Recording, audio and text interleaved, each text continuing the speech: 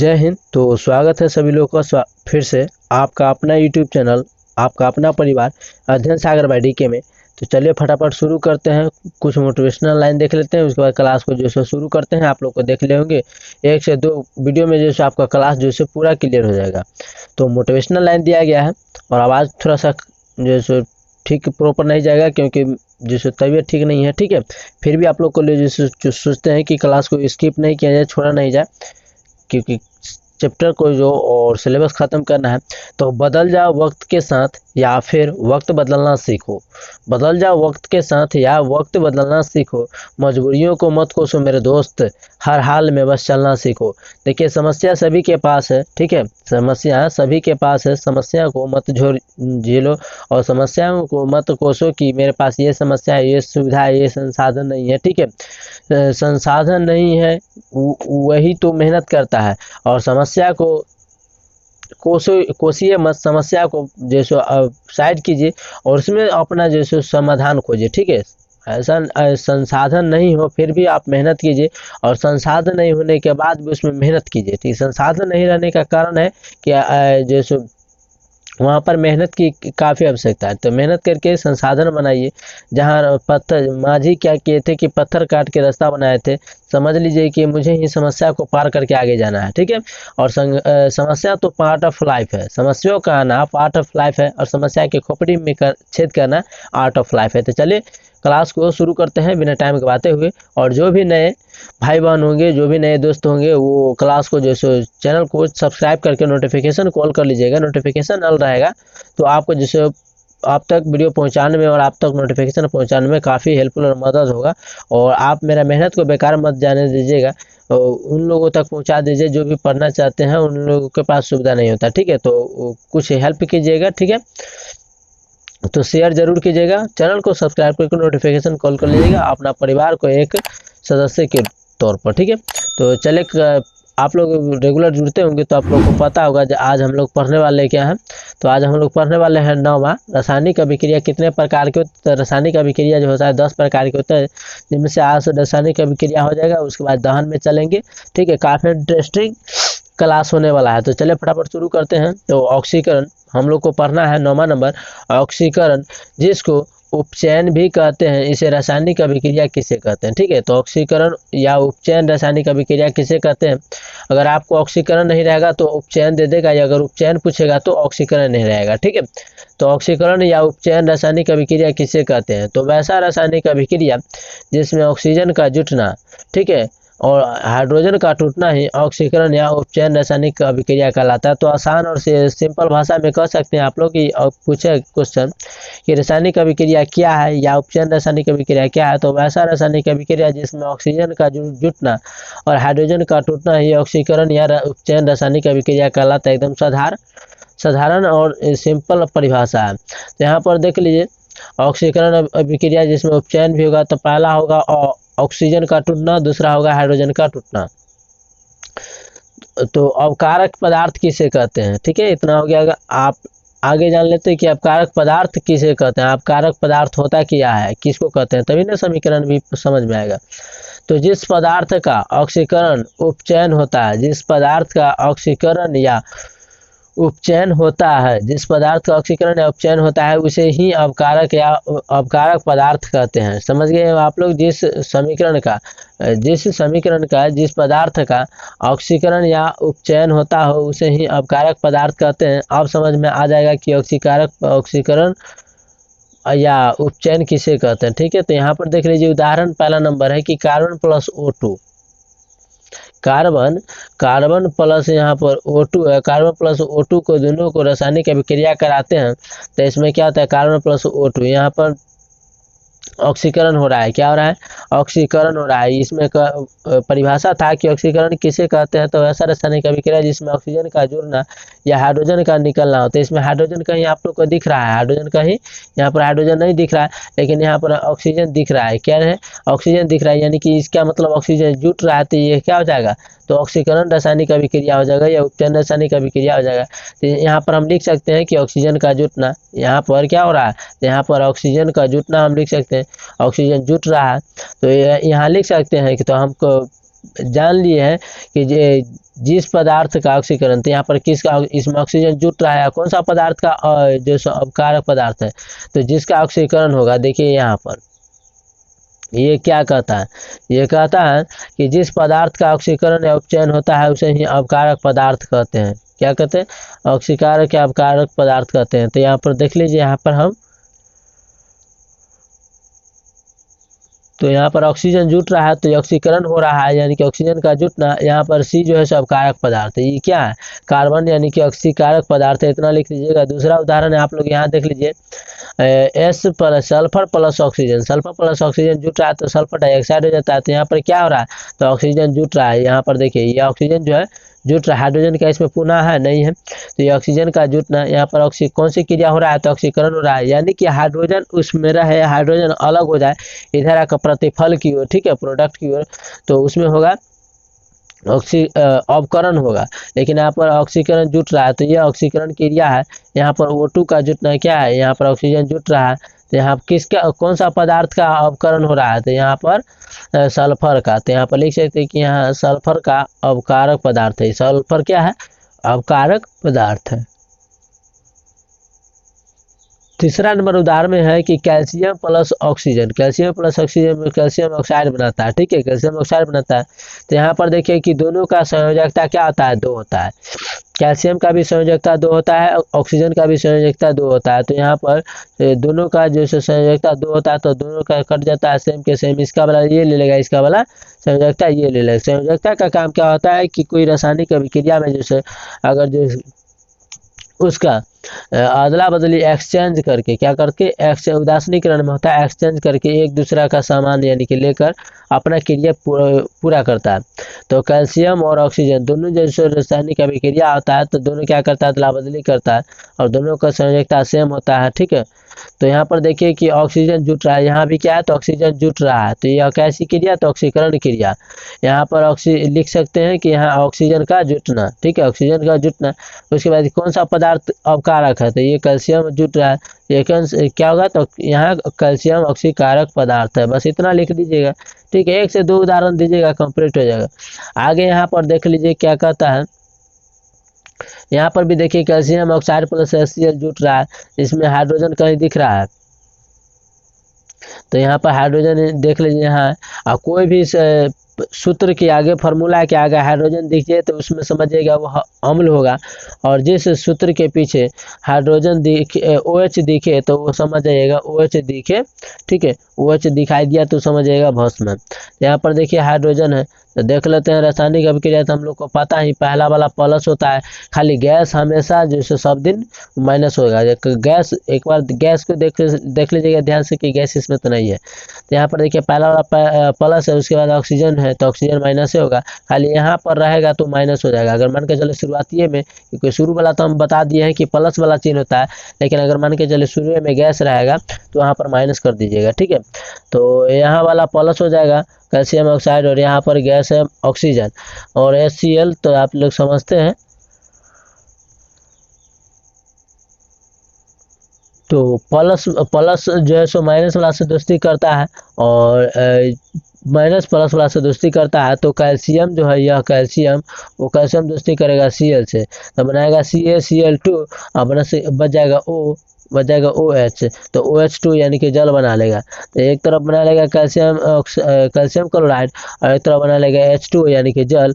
यहाँ पर देखिए हाइड्रोजन क्या हो रहा था, हाइड्रोजन इसमें से ये एक ग्रुप था और इसमें भी एक ग्रुप था, जिसमें से क्या हो गया, तो ये CaO था, वो क्या किया, तो इसमें कैल्शियम ऑक्साइड जो था वो Cl2 से अभिक्रिया कर लिया, क्या कर लिया, यहाँ पर Cl2 से अभिक्रिया कर लिया और बेचारा को छोड़ दिया, हाइड्रोजन को यहाँ अकेले, ठीक है, हाइड्रोजन को अकेले छोड़ दिया, तो हाइड्रोजन को हो गया टूटना, क्योंकि यह इस ग्रुप से निकल के इस ग्रुप में आगे बेचारा को छोड़ दिया। तो यहाँ पर लिख सकते हैं कौन सी क्रिया हो रहा है, तो ऑक्सीकरण क्रिया हो रहा है। उसमें हम लोग पढ़ लिए थे क्या, उसमें जो ऑक्सीजन का जुटना और पढ़ लेते हैं। अब इसमें हाइड्रोजन का टूटना पढ़ेंगे का 2 उदाहरण में, ठीक है। तो यहाँ पर लिख सकते हैं कि कौन सी क्रिया हो रहा है, तो ऑक्सीकरण हो रहा है क्योंकि ऑक्सीजन क्या है, तो ऑक्सीजन जुट रहा है। लेकिन दूसरा बात इसमें है कि हाइड्रोजन का टूट रहा है क्योंकि हाइड्रोजन इस ग्रुप में से इस ग्रुप में जा रहा है क्रिया करने के लिए, इसको क्लोरीन जो था वो छोड़ दिया। तो यहाँ पर लिख सकते हैं कि हाइड्रोजन का टूटना क्या है, यहाँ हाइड्रोजन टूट रहा है। उसके बाद ये कौन सी क्रिया है, तो HCl। देखिए यहाँ पर ये पदार्थ यही में से न टूट रहा था, तो HCl जो है अपकारक पदार्थ हो जाएगा। आगे देख लीजिए Na2 यानी कि सोडियम ऑक्साइड प्लस H2SO4, तो इसमें भी क्या है, हाइड्रोजन है, तो इसमें भी हाइड्रोजन क्रिया जैसे हाइड्रोजन का टूटना हो जाएगा। तो Na2 Na यानी कि सोडियम और SO4 अभिक्रिया करेगा तो हो जाएगा Na2SO4 Na2SO4 और फिर यहाँ बच जाएगा O2 और हाइड्रोजन यानी कि H2O फिर बना लेगा यानी कि जल। तो यहाँ भी क्या हो रहा था, हाइड्रोजन का टूटना हो रहा था। यह कौन सी क्रिया हो रहा था, ऑक्सीकरण, क्योंकि यहाँ पर ऑक्सीजन जुट रहा है। लेकिन यहाँ पर क्या हो रहा है, H2SO4 जो है यह इसका जो सो यह अपकारक पदार्थ है, क्या है, अपकारक पदार्थ है। और हाइड्रोजन का टूटना यहाँ पर लिख सकते हैं, ठीक है, हाइड्रोजन का टूटना। आगे चलते हैं।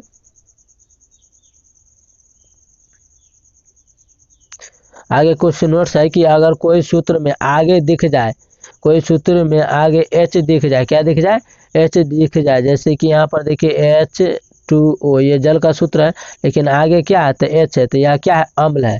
जैसे कि HCl क्या है, HCl, तब आगे क्या है, तो H है, तो पहले क्या हो जाएगा, यह अम्ल हो जाएगा। लेकिन वहीं पर अगर देखा जाए जैसे कि LiOH तो OH बाद में, तो इसका मतलब यह क्या है, तो यह भस्म है, क्या है, तो ये भस्म हो जाएगा।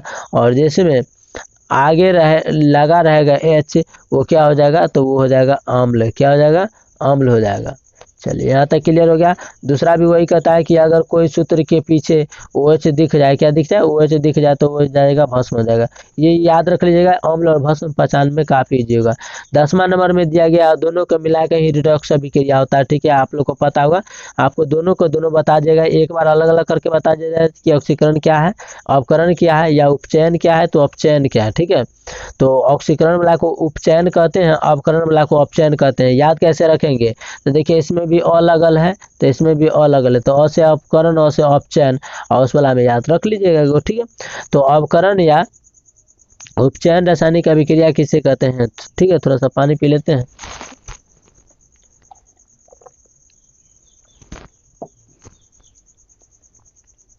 तो देखिए अपकरण तो वैसा रासायनिक अभिक्रिया जिसमें ऑक्सीजन का टूटना और हाइड्रोजन का जुटना ही अपकरण या अपचयन रासायनिक अभिक्रिया कहलाता है। तो उसमें पढ़े थे कि वैसा रासायनिक अभिक्रिया जिसमें ऑक्सीजन का जुटना और हाइड्रोजन का टूटना, तो इसमें ठीक उसका उल्टा होगा। वैसा रासायनिक अभिक्रिया जिसमें ऑक्सीजन का टूटना, इसमें ऑक्सीजन टूटेगा तो हाइड्रोजन जुटेगा। और उपचयन वाला में क्या था, ऑक्सीकरण वाला में कि उसमें ऑक्सीजन जुट रहा था तो हाइड्रोजन टूट रहा था, उसके जस्ट उल्टा है, ठीक है। देख लीजिए इसके उदाहरण, वो तो परिभाषा हमको हो गया। उदाहरण में देख लीजिए, इसमें भी अपकरण यानी कि उपचयन, इसमें भी क्या होता है, तो इसमें होता है ऑक्सीजन का टूटना, यहाँ पर जुटना था उसमें ऑक्सीकरण वाला में, तो अपकरण वाला में यहाँ पर ऑक्सीजन टूटेगा तो हाइड्रोजन जुटेगा। तो ऑक्सीकारक पदार्थ किसे कहते हैं, अपकारक पदार्थ, तो ऑक्सीकरण वाला में अपकारक हो गया और अपकरण वाला में ऑक्सीकारक होगा। तो ऑक्सीकारक पदार्थ किसे कहते हैं, तो जिस पदार्थ का अपकरण या उपचयन होता है उसे ही क्या कहते हैं, ऑक्सीकारक पदार्थ कहते हैं। तो चलिए पहला नंबर आप लोग को उदाहरण यहाँ पर दिख रहा होगा, एग्जाम्पल देख लीजिए।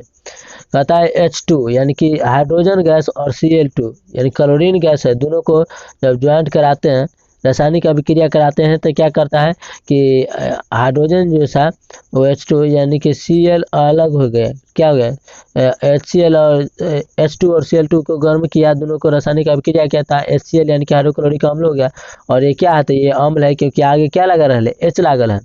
आप देखिए कि कौन सी क्रिया हो रहा है, तो अवकरण क्रिया हो रहा है, क्या हो रहा है, अवकरण हो रहा है, क्या हो रहा है, अवकरण। कैसे, तो यहाँ पर देखिए कि क्लोरीन जो है सो क्लोरीन, यहाँ पर क्लोरीन क्या है, तो ये क्लोरीन जो है सो अवकरण है, क्या है, अवकरण है। और हाइड्रोजन का जुटना हो रहा है, हाइड्रोजन कैसे जुट रहा है, देखिए यहाँ पर H2 और Cl2, तो हाइड्रोजन क्या है इसके साथ जुट रहा है, तभी ना HCl हो गया। तो जो यहाँ पर हाइड्रोजन क्या है, जुटना है, क्लोरीन क्या है, अपकरण है। क्वेश्चन पूछे क्लोरीन क्या है, तो अपकरण है। उसके बाद यहाँ पर देखिए Cl2 ऑक्सीकारक पदार्थ है और Cl2 क्या है, तो ऑक्सीकारक पदार्थ हो जाएगा। आगे दूसरा नंबर उदाहरण देख लीजिए, हाइड्रोजन और ब्रोमाइड।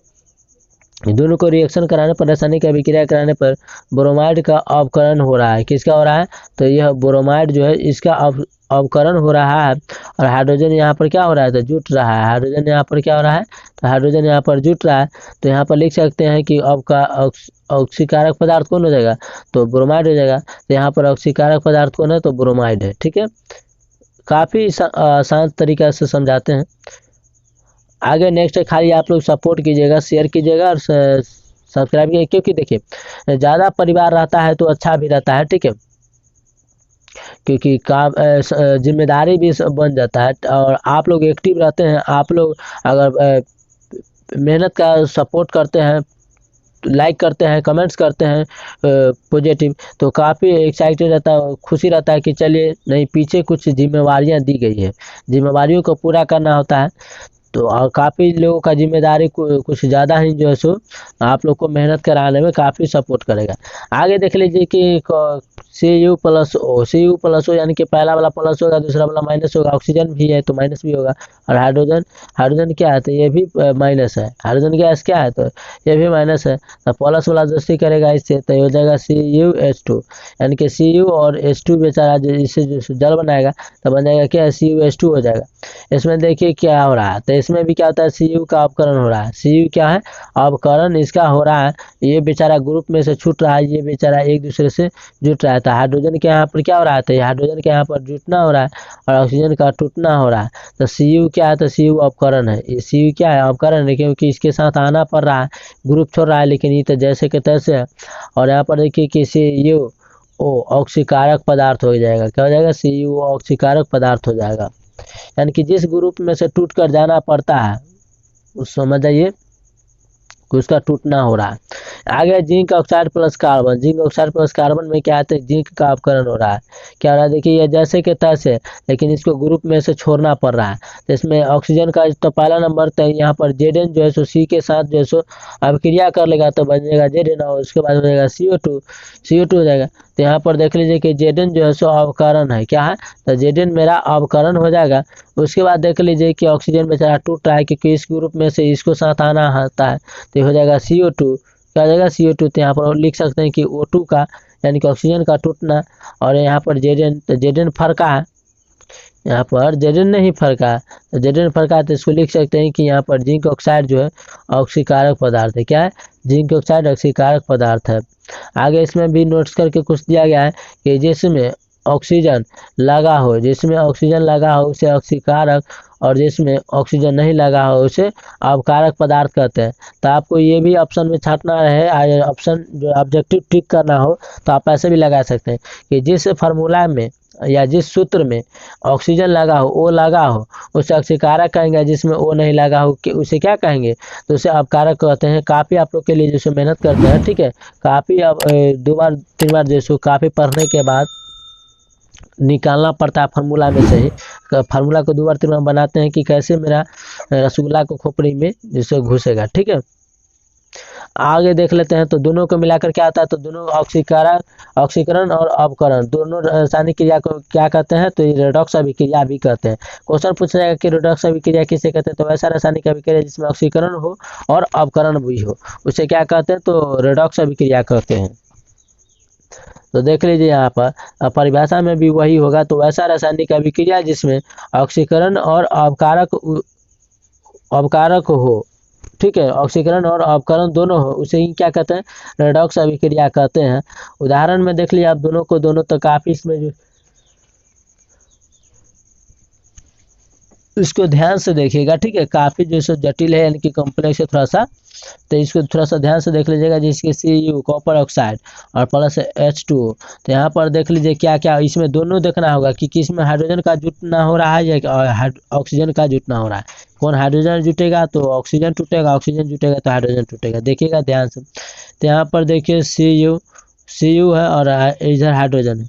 यहाँ पर Cu दोनों को क्रिया कराने पर देखिए हम यहाँ से यहाँ तक आते हैं। Cu और Cu है, Cu तो यहाँ पर Cu का अवकरण हो रहा है। क्या है? Cu अवकरण हो रहा है कि ग्रुप छोड़कर जा रहा है, तो Cu का अवकरण हो रहा है। क्या हो रहा है? तो Cu का अवकरण, तो बेचारा ऑक्सीजन छूट रहा है, यहाँ पर क्या हो रहा है? तो ऑक्सीजन का टूटना हो रहा है। तो यहाँ पर कौन सी क्रिया हो जाएगा? यहाँ पर ऑक्सीजन टूट रहा है तो यहाँ पर हाइड्रोजन का अवकारक पदार्थ हो जाएगा। क्या हो जाएगा? हाइड्रोजन जो बेचा रहा है अवकारक पदार्थ से छूट रहा है तो यह हाइड्रोजन अवकारक पदार्थ हो जाएगा और यहाँ पर CuO ऑक्सीकारक पदार्थ हो जाएगा। ये Cu क्या हो जाएगा? तो ऑक्सीकारक पदार्थ हो जाएगा।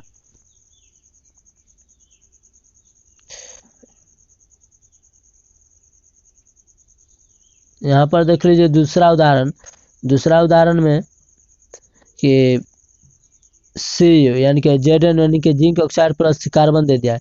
जिंक ऑक्साइड प्लस कार्बन दे दिया गया तो यहाँ पर देखिए Zn और Zn है। क्या है? Zn और जिंक प्लस ऑक्साइड यानी कि जिंक का अलग और कार्बन डाइऑक्साइड को अलग कर दिया। तो यहाँ पर देख लीजिए कि जिंक का अपकरण हुआ है। ये जिंक का क्या हो रहा है? अपकरण हो रहा है।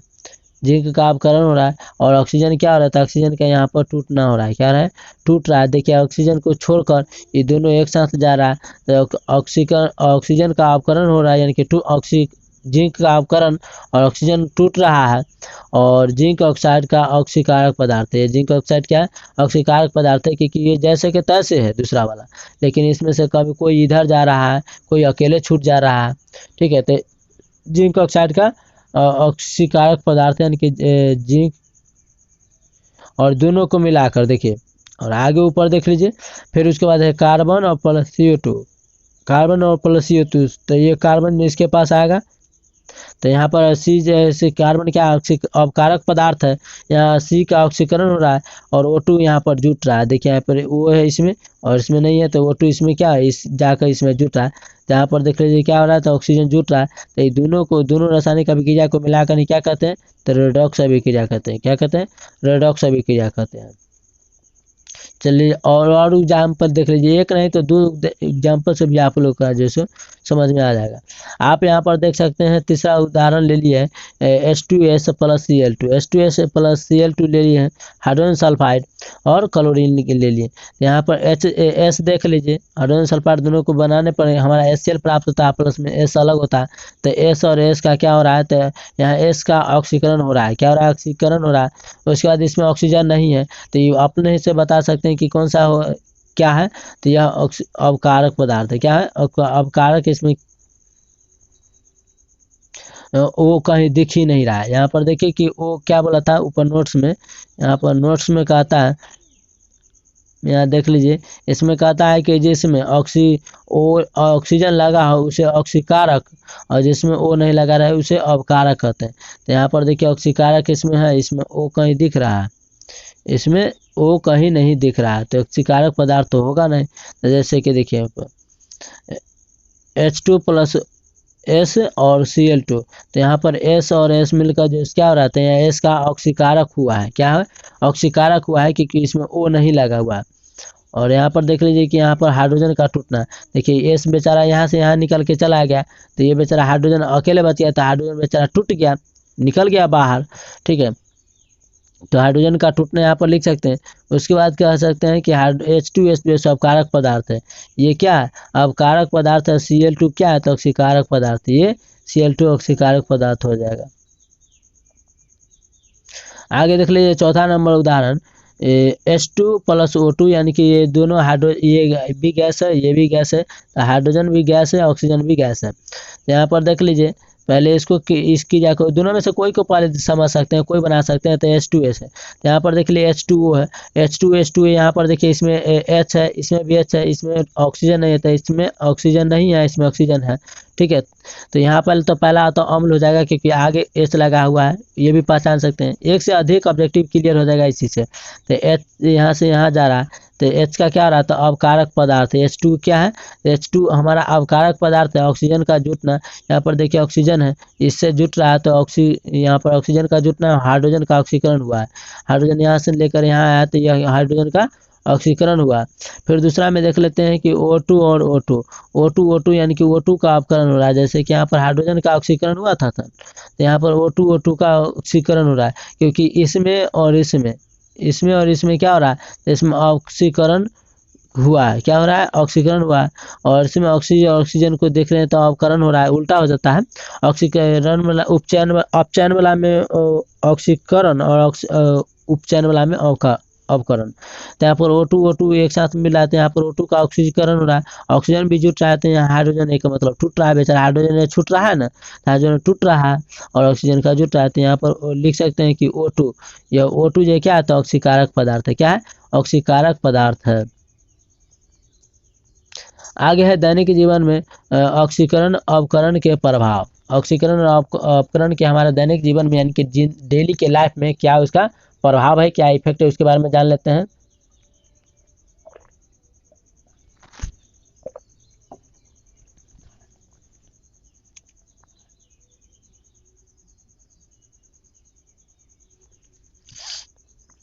तो पहले दिया गया है भोजन का पचना। तो भोजन का पचना क्या है?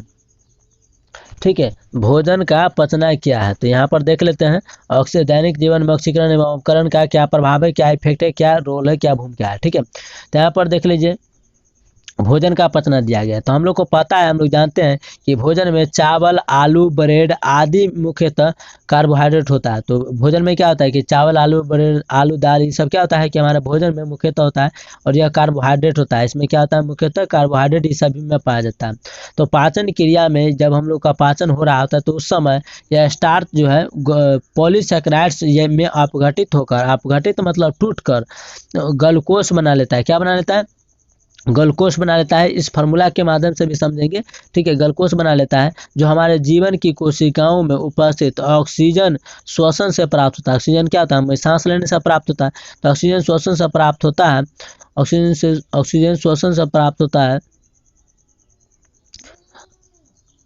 श्वसन से प्राप्त होता है और ऑक्सीकृत होकर क्या होता है कि कार्बन डाइऑक्साइड और ऊर्जा में परिवर्तित होता है। जब हम सांस लेते हैं तो सांस लेने के बाद क्या होता है कि हमारा जो सो पाचन की करते हैं जो भोजन, वो हमारा ऊर्जा में रूप में बदल जाता है और कार्बन डाइऑक्साइड के रूप में जो है सो, जैसे कि कोई भी इंजन या गाड़ी चलता है तो देखिएगा कि उसको चलाने के लिए क्या होता है कि तेल की जरूरत पड़ता है। ठीक है, तेल और गैस की जरूरत पड़ता है। जब वहीं पर उसके अंदर जो पाचन की क्रिया होता है तो उसको एनर्जी मिलता है तेल के रूप में। भोजन है तो तेल के रूप में क्या है? भोजन। तो भोजन उसको तेल के रूप में मिल रहा है, तो जब अंदर खा रहा है तो पाचन की क्रिया हो रहा है, तो पाचन की क्रिया में उसको जैसे पच रहा है, यानी कि उसके तो देखिएगा कि वह तेल जो है सो उसको एनर्जी का काम करता है, यानी कि उसको चलने के लिए सहायता प्रदान करता है, और जबकि कार्बन डाइऑक्साइड धुआं के रूप में निकल जाता है। तो उसी तरह हम लोग जब भोजन करते हैं, वो चावल, दाल, आलू, ब्रेड आदि तरह के भोजन करते हैं, उसमें कार्बोहाइड्रेट पाया जाता है, लेकिन उसमें कार्बोहाइड्रेट पाचन की क्रिया में अपघटित होकर टूट करके पॉलीसैकेराइड में बदल जाता है। और क्या होता है जब हम श्वसन करते हैं, सांस लेते हैं, तो वह पचता है और पचने के क्रम में दो चीज़ निकलता है। पहला एक ऊर्जा जो हमारे शरीर की जरूरत होता है, एक होता है कार्बन डाइऑक्साइड जो बाहर निकल जाता है। तो यहाँ पर देख लीजिए C6H12O6 की ये ग्लूकोज का सूत्र हो जाएगा, और यहाँ पर देख लीजिए 6O2 है। क्या है? 6O2 है। तो यहाँ पर देख लीजिए C6H2, तो ये जो है इसके साथ अभिक्रिया करेगा, क्योंकि ये अभी क्या है, ये प्लस है, ये वाला माइनस है, तो ये इससे अभिक्रिया करेगा तो यहाँ हो जाएगा 6CO2। क्या हो जाएगा? 6CO2 हो जाएगा, बच जाएगा 6H2O। क्या बचेगा? यहाँ से यहाँ तक बचेगा 6H2O, यहाँ तक बचेगा 6H2 और प्लस में हो जाएगा ऊर्जा। तो यहाँ पर देखिए कि कार्बन डाइऑक्साइड है यहाँ पर, तो यहाँ पर इस तरह का एरो बना सकते हैं, इस तरह का, क्योंकि कार्बन डाइऑक्साइड गैस जो है सो ऊपर जाएगा और H2 द्रव है, तो ये ठोस, ये द्रव है, तो ये जैसे इसी को इक्वस कहते हैं, और यहाँ पर ऊर्जा भी बन रहा है। ठीक है, यहाँ तक क्लियर हो गया। दूसरा में कहते हैं भोजन का दुर्गंधित होना। दुर्गंधित मतलब समझते हैं, जैसे कि पहले ताज़ा खाना जो होता है वो एकदम गमकते रहता है, जबकि बसिया खाना जो है सो उसमें स्वाद ही नहीं रहता है, जहाँ तक वो महकने लगता भी है, गंध देने लगता है। तो दूसरा देखिए भोजन का दुर्गंधित होना। तो भोजन जब खुली वायु में लंबे समय तक छोड़ दिया जाता है, भोजन को, खाना को जब खुला हवा में बिना ढके हुए छोड़ दिया जाता है, तो उसमें क्या होता है? दुर्गंधित आने लगता है। उसका स्वाद तो पहले उड़ जाता है, ताज़ा रहता है तो उसका स्वाद पहले धीरे धीरे ऑक्सीजन से संयोग करके रासायनिक अभिक्रिया से करने पर क्या होता है? उड़ जाता है, और उड़ जाता है। उसके बाद उसमें से फिर धीरे धीरे पहले तो स्वादहीन होता है, कोई स्वाद नहीं रहेगा, और स्वाद नहीं रहेगा तो उसे ही क्या कहते हैं? बासी भोजन कहते हैं, जो खाना में साफ टेस्टी नहीं रहता है, तो स्टेल फूड भी उसे इंग्लिश में कहते हैं। उसके बाद उसमें से कुछ देर के बाद उसमें से महक आने लगता है। ठीक है, तो भोजन भोजन में उपस्थित वसा यानी कि वसा और तेल काफ़ी लंबे समय के बाद वायु के ऑक्सीजन द्वारा ऑक्सीकृत होकर यानी कि हवा से अभिक्रिया कर लेगा। अभिक्रिया करने के बाद जिसमें उनके गंध एवं स्वाद अप्रिय हो जाती है यानी कि नापसंद हो जाता है, खाने लायक नहीं रहता है। जैसे कि देखिएगा कि भोज उज में कहीं खाना बनता है और ज़्यादा तेलीय चीज़ वाला बन जाता है, तेल वाला चीज़, तो देखिए वो ज़्यादा जैसे क्या कहते हैं अरुआ गेलो, ठीक है, अरुआ गेलो या बसिया हो गेलो, ठीक है। तो ज़्यादा तेलीय चीज़ होता है जो वसा वाला होता है फैट वाला, वो ज़्यादा ही खराब जल्द हो जाता है ऑक्सीजन से अभिक्रिया करके, ठीक है। इसके उपाय भी जानेंगे। तो यहाँ पर देख लीजिए, यहाँ पर कहता है कि कुछ उपायों द्वारा भोजन को दूषित या अप्रिय होने से रोका जा सकता है।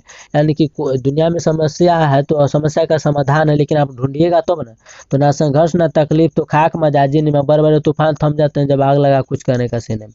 तो देखिए यहाँ पर समस्या तो आएगा ही। तो कुछ उपायों द्वारा जैसे भोजन को दूषित या गंधहीन होने से बचाया जाए, गंध से जैसे दुर्गंधित होने से बचाया जा सकता है। अप्रिय होने से भोजन को नापसंद करने से बचाया जा सकता है।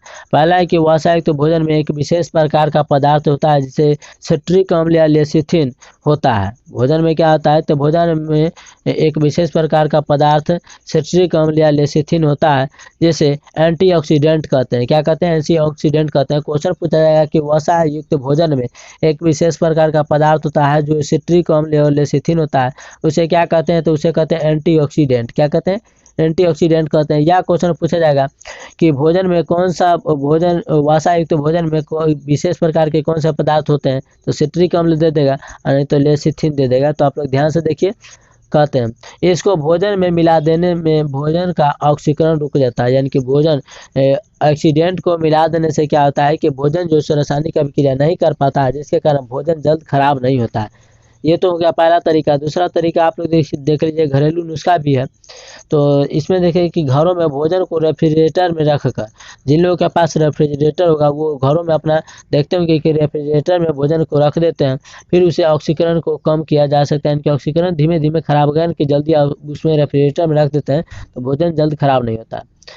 आगे देख लीजिए, तीसरा है कि भोजन को वायुयुद्ध बनाने में, तो भोजन के वायुरुद्ध बर्तनों में रखकर भी ऑक्सीकरण को कम किया जा सकता है। यानी कि भोजन को आप अच्छी तरह से भी ढक सकते हैं तो जल्दी खराब नहीं होगा, ठीक है। आगे है संचारण। फिर लंबे समय तक भोजन को सुरक्षित रखने के लिए तो उसके लिए कुछ ज़्यादा संसाधन की आवश्यकता पड़ेगा ही, ठीक है। आगे है संचारण। संचारण किसे कहते हैं, संचारण से आप समझते हैं क्या है, इसके बारे में जान लेते हैं। तो संचारण प्रकृति में होने वाली अक्सर ऑक्सीकरण अवकरण अभिक्रिया है।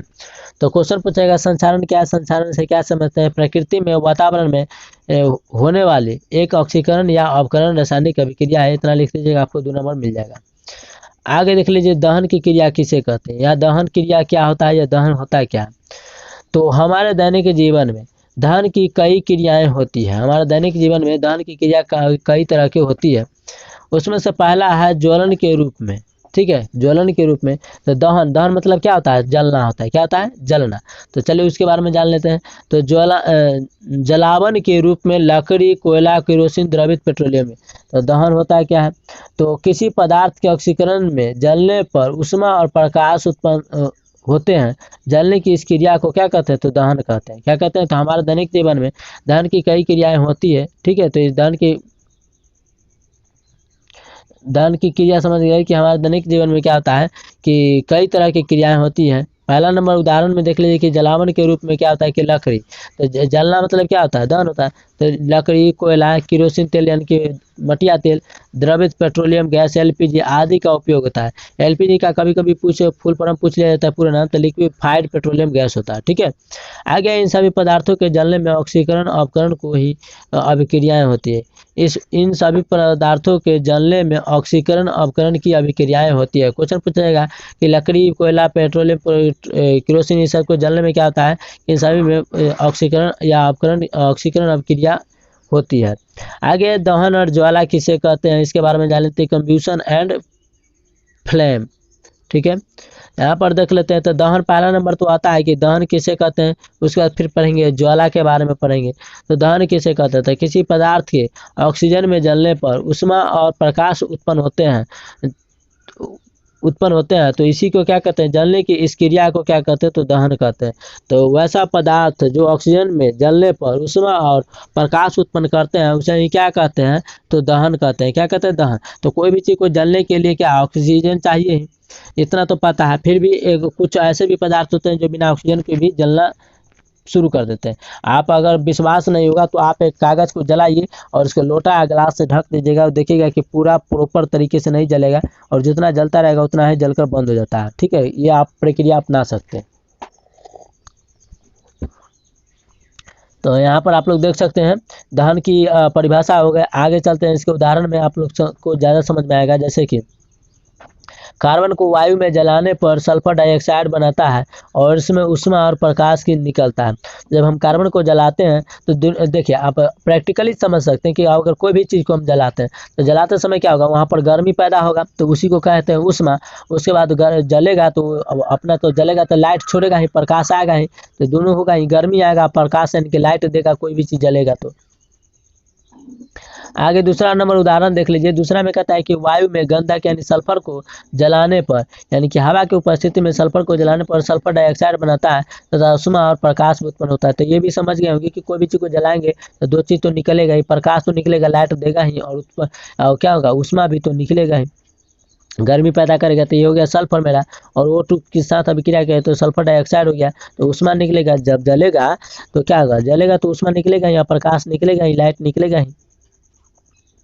आगे इसमें देख लेते हैं कि दहनशील या ज्वलनशील पदार्थ किसे कहते हैं। तो जलना क्या कहलाता है, तो दहनशील यहाँ पर लिख दिया है क्योंकि आपको नोट्स में भी पढ़ने में काफ़ी आसान होगा, एकदम आसान से आसान भाषा में दे दिया गया है, किताब में इस तरह का नहीं देता है। ठीक है, तो दहनशील या ज्वलनशील उसी को कहते हैं। तो अब कभी कभी दहनशील पदार्थ किसे कहते हैं तो पूछे, या ज्वलनशील पदार्थ किसे कहते हैं, तो ये दोनों का परिभाषा एक ही हो जाएगा। तो दहन में जो पदार्थ जलता है, जलने में जो पदार्थ जो जला रहे हैं, कौन सा पदार्थ जल रहा है, जो पदार्थ जलाते हैं वो कौन सा पदार्थ जल रहा है, तो जो पदार्थ जलता है उसे ही क्या कहते हैं, दहनशील पदार्थ कहते हैं। तो दुनिया में जो चीज़ जलने वाला उसे है क्या कहते हैं, तो दहनशील या ज्वलनशील पदार्थ कहेंगे। इसका उदाहरण लीजिए, लकड़ी, कागज, कोयला, मोमबत्ती, कार्बन, गंधक, मैग्नीशियम, मोमबत्ती, ये सब क्या है, ये सब जलने वाला चीज़। आप लोग देख सकते हैं लकड़ी जलेगा ही, कागज जलेगा ही, कोयला जलेगा ही, कार्बन जलेगा ही, गंधक जलेगा, मैग्नीशियम, मोमबत्ती जलाते हैं तो जलता ही है। ये सब क्या है, तो जो दुनिया में प्रकृति में जो भी चीज़ जलता है उसे क्या कहते हैं, दहनशील या ज्वलनशील कहते हैं। आगे आप लोग को दिख रहा होगा अज्वलनशील या अदहनशील, यानी कि वो ऐसा पदार्थ जो नहीं जलता हो। तो ऐसा पदार्थ जो जलाने पर नहीं जलते हैं उसे क्या कहते हैं, तो अज्वलनशील या अदहनशील पदार्थ कहते हैं। जैसे ईंट को जलाइए, ईंटा को नहीं जलेगा, पत्थर को जलाइए नहीं जलेगा, बालू को जलाइए नहीं जलेगा, ये सब क्या है, अदहनशील और अज्वलनशील है। अब आते हैं ऑक्सीजन की उपस्थिति अनुपस्थिति में। ये तो ऑक्सीजन के साथ जल जाएगा, लेकिन आप बिना ऑक्सीजन के, बिना हवा के कैसे जलेगा। देखिए दहन की क्रिया वायु और, यानी कि दहन मतलब क्या होता है, जलना। तो जलने की क्रिया जो होता है वायु और ऑक्सीजन की उपस्थिति में होता है, हम लोग को पता है। लेकिन ऑक्सीजन की अनुपस्थिति में भी दहन की क्रिया होता है, यानी कि कुछ ऐसे भी पदार्थ होते हैं जो बिना ऑक्सीजन के में बिना हवा के ही जलते हैं। जैसे मैग्नीशियम धातु नाइट्रोजन में जलकर मैग्नीशियम नाइट्राइट बनाती है। इस अभिक्रिया में ऊष्मा और प्रकाश की इसमें भी प्रकाश और ऊष्मा उत्पन्न होगा। तो कोई भी ऑक्सीजन की उपस्थिति में जले या ऑक्सीजन की अनुपस्थिति में जलेगा तो क्या होगा, ऊष्मा देगा, गर्मी देगा ही, और ऊर्जा भी इसमें ऊर्जा देता है। क्या देता है, उसमें प्रकाश देता था तो इसमें ऊर्जा देगा। जैसे कि यहाँ पर देख लीजिए मैग्नीशियम और नाइट्रोजन को, दोनों को जैसे रासायनिक अभिक्रिया कराते हैं, दोनों को जब गर्म करते हैं तो यहाँ पर लिख सकते हैं गर्म यानी जलाते हैं तो Mg3N2 बन जाता है। ये रासायनिक अभिक्रिया है, परिभाषा से ही आप लोग को समझ में आता है। दूसरा उदाहरण है कि एक जलती हुई मोमबत्ती को क्लोरीन गैस से भरे गैस जारे में ले जाने पर मोमबत्ती जलती रहती है तथा काला धुआं निकलता है। इसमें मोमबत्ती का दहन क्लोरीन की उपस्थिति में होता है, ऑक्सीजन की उपस्थिति में नहीं होता है। ठीक है, क्लोरीन की उपस्थिति में होता है। यहाँ पर देख सकते हैं वो पेटा कोसेन क्वेश्चन पूछा है पेटा कोसेन का फार्मूला क्या होता है, तो C25 और हाइड्रोजन 52, यानी कि कार्बन 25 को और हाइड्रोजन 12 को, यानी कि C25 और हाइड्रोजन 52। तो पेटा कोसेन को क्या कहते हैं, तो मोमबत्ती कहते हैं। तो क्वेश्चन पूछा जाएगा मोमबत्ती या पेटा कोसेन का फार्मूला क्या होता है, तो C25 और हाइड्रोजन 52 हो जाएगा। उसके बाद यहाँ पर क्लोरीन है, तो क्लोरीन दोनों को जब रासायनिक अभिक्रिया कराते हैं, गर्म करते हैं, तो कार्बन प्लस हाइड्रोजन क्लोराइड अलग हो जाता है। आगे दहन का अपोषक। अब अपोषक किसे कहते हैं, तो दहन तो मतलब आप लोग समझ गए हैं कि जो भी चीज जलता है उसे क्या कहते हैं, दहन कहते हैं। तो जलना मतलब क्या होता है कि दहन। तो दहन का अपोषक किसे कहते हैं, फिर पढ़ेंगे दहन का पोषक। तो जो पदार्थ दहन की क्रिया में सहायक नहीं होते हैं, यानी कि कोई पदार्थ जल रहा है लेकिन उसमें सहायक, उसमें जैसे जलाने में हेल्प नहीं करता है, उसे क्या कहते हैं, दहन का अपोषक कहते हैं। जैसे CO2 कार्बन डाइऑक्साइड, ये क्या होता है कि जलने में सहायता नहीं करता, जबकि ऑक्सीजन जलने में सहायता करता है। तो ऑक्सीजन क्या हो जाएगा, तो दहन का पोषक हो जाएगा, जबकि कार्बन डाइऑक्साइड दहन का अपोषक हो गया। आगे है जो पदार्थ दहन की क्रिया में, यानी कि जो पदार्थ जलने में सहायता प्रदान करता है उसे क्या कहते हैं, हेल्प करता है, उसे ही दहन का पोषक कहते हैं। जैसे वायु जिसको हवा भी कहते हैं, ऑक्सीजन, नाइट्रोजन और क्लोरीन इत्यादि। आगे है दहन दहन मतलब क्या होता है, जलना। तो जलने के लिए आवश्यक शर्तें, तो कोई भी चीज़ जलेगा तो उसके लिए कुछ शर्तें होगा कि कौन सा पदार्थ जलेगा, कौन नहीं जलेगा, किसके कारण जलेगा, किसके कारण नहीं जलेगा। तो दहन की क्रिया के लिए 3 शर्तें निम्नलिखित होती हैं। दहन की क्रिया के लिए निम्नलिखित 3 शर्त होता है। कितना शर्त होता है, तो 3 शर्त होता है। कितना, तो 3 शर्त होता है। चलिए तीनों को जान लेते हैं। पहला है कि दहनशील पदार्थ की उपस्थिति, यानी कि वह जलने वाला पदार्थ होना चाहिए, ठीक है। उसके बाद दहन के पोषक पदार्थ की उपस्थिति होना चाहिए, यानी कि दहन के पोषक पदार्थ, यानी कि जो जलने वाला पदार्थ है, दहनशील पदार्थ की उपस्थिति, वहां पर मौजूदगी होना चाहिए कि जो जलने वाला है। उसके बाद जो पदार्थ जलेगा वो जलने वाला भी होना चाहिए। उसके बाद ज्वलन ताप की प्राप्ति होता है। फिर जलाते हैं तो यहाँ पर क्या होता है, टेम्परेचर यानी कि गर्मी यानी कि उमस पैदा होता है। तो ये 3 चीज़ होता है। तो आई होप आशा करते हैं यहाँ तक समझ में आ गया। तो चैनल पर नया है तो चैनल को सब्सक्राइब करके नोटिफिकेशन कॉल कर लीजिएगा, ताकि नोटिफिकेशन आप तक पहुँचा दिया जाए। और क्लास इंटरेस्टिंग लगे, क्लास आपको थोड़ा भी पसंद आए तो लाइक जरूर कीजिएगा, कमेंट्स में बताइएगा कैसा लगा, इसमें क्या सुधार हो सकता है। आशा करते हैं कि हम अपनी पूरी तरफ से जो पूरा एकदम मेहनत जोर शोर लगा देते हैं। आपको एक भी प्रश्न नहीं छूटेगा, कोई भी चैप्टर से क्यों नहीं। आप जैसे थोड़ा सा तबियत ठीक हो जाते हैं उसके बाद जो प्रॉपर तरीका से सभी सब्जेक्ट का क्लास मिलेगा, कोई भी सब्जेक्ट क्यों ना हो, ठीक है। तो चले अध्ययन सागर बाय डी के ऑफिशियल अध्ययन सागर बाय डी के वाला, ये तीनों यूट्यूब चैनल मेरा ही है, तो आप लोग सपोर्ट दिखा दीजिएगा। और डिस्क्रिप्शन में लिंक दिया गया, उससे भी आप अध्ययन सागर बाय डी के इंस्टाग्राम, टेलीग्राम, फेसबुक कहीं भी जुड़ सकते हैं और अपना डाउट क्लियर कर सकते हैं। और नोट्स के लिए आप व्हाट्सएप ग्रुप में जुड़ सकते हैं, डिस्क्रिप्शन में लिंक दिया गया है। तो चलिए, जय हिंद सभी लोग का, आज के लिए इतना ही।